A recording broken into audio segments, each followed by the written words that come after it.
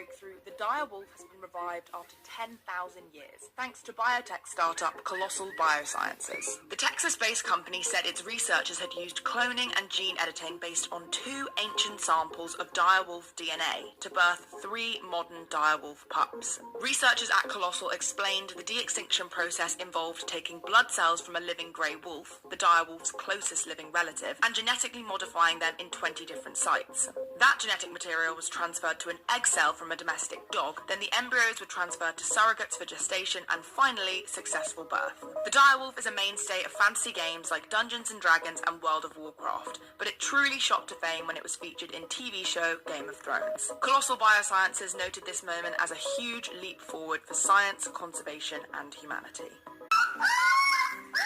The howl of a dire wolf hasn't been heard on planet Earth for more than 10,000 years.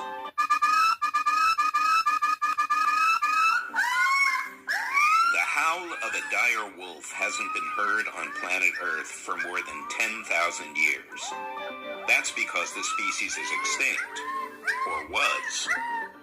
Colossal Biosciences is a Dallas-based company that's using genetic engineering to de-extinct long-gone species. And this is the first time Colossal's dire wolf pups, who are now 6 months old, have been seen by the public. Now, what the goal is for de-extincting and rewilding ultimately, why are you doing this work?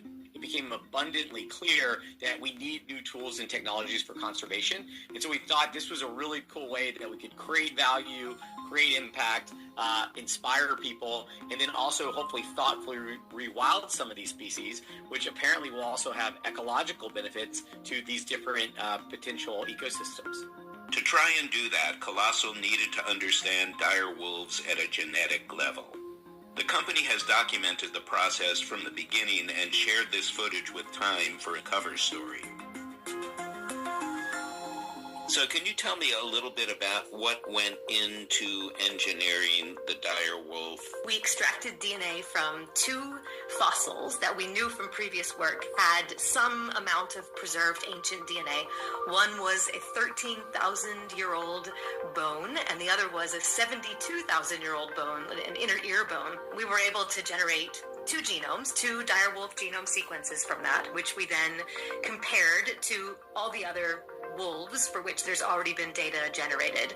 And when we do that, we want to figure out where it is that these 2 dire wolves are similar to each other, but different from the other wolves that are out there. And so we come up with this